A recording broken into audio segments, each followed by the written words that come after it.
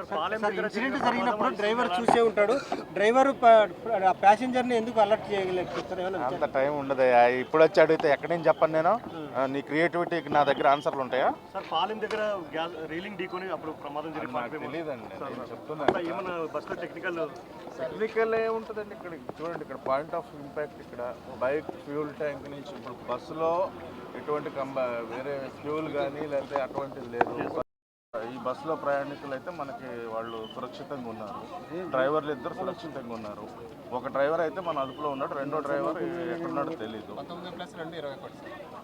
19 మంది ప్రయాణికులు, బస్సులో ఇద్దరు పిల్లలు ప్లస్ ఒక డ్రైవర్ అయితే ఒక అతను మన అదుపులో ఉన్నాడు.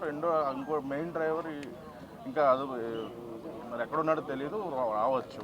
యాజమాన్యంతో కూడా మాట్లాడుతున్నారు. 39 మంది ప్లస్ ఇద్దరు పిల్లలు ప్రయాణికులు ఉన్నారు దీనిలో.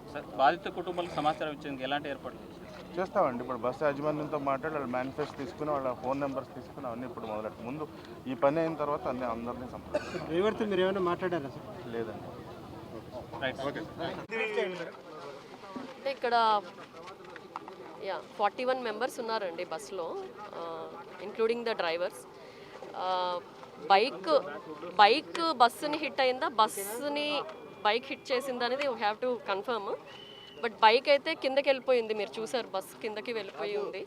సో ఆ హిట్ అవ్వడం వల్ల ఫ్యూయల్ స్పార్క్ వచ్చింది, ఫ్యూయల్ బయటకి లీక్ అయ్యింది, మొత్తం కూడా ఫైర్ రావడం జరిగిందండి.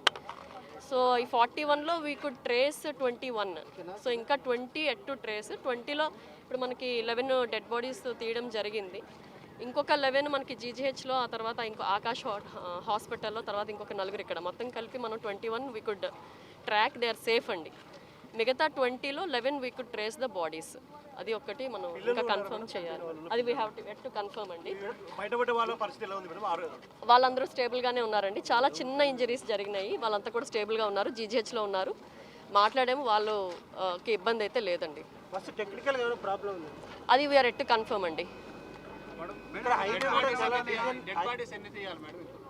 అంటే ఇప్పుడు 20లో 11 తీయగలిగాము, ఇంకా 9 మాకు ఇంకా కన్ఫర్మ్ అవ్వాల్సి ఉందండి. డ్రైవర్తో ఏమైనా మాట్లాడారా? ఏమేమి చెప్పారు? వాళ్ళ గురించి మీరు ఫీడ్బ్యాక్ ఏం తీసుకున్నారు? అంటే ఒకటి ఏంటంటే అది రాత్రి జరగడం వల్ల చాలామంది కొంచెం స్లీప్లో ఉండడం వల్ల కొంత ఇబ్బంది అయ్యింది. మెయిన్గా ఏంటంటే ఇక్కడ బైక్ కింద తగలడం వల్ల ఆ వైర్స్ ఏవో కట్ అయ్యి డోర్ ఓపెన్ అవ్వలేదంటండి, బస్సు డోర్. ఆ ఓపెన్ అవ్వకపోవడం ఎక్కువ డ్యామేజ్ జరిగిందని అనుకుంటున్నాను. లేదండి, చేస్తామండి. We have to enquiry, we'll enquiry. Drivers తప్పించుకోగలిగారండి, డ్రైవర్స్ దూకేశారు, వాళ్ళు తప్పించుకోగలిగారు. హైదరాబాద్ నుంచి వచ్చారండి మొత్తం ప్రయాణికులు, బెంగళూరు వెళ్తున్నారు. ఆ మ్యాక్సిమం అంతా కూడా హైదరాబాద్లోనే ఎక్కారండి. వీఆర్ ట్రేసింగ్ అండి. ఫ్యామిలీస్ అంతా కూడా వాళ్ళకి చెప్పడము, అలాగే కంట్రోల్ రూమ్ ఒకటి పెట్టుకుంటాము. సో వీల్ హెల్ప్ అండి, ఎలా అయితే హెల్ప్ చేయగలమో అంతా కూడా హెల్ప్ చేస్తాం.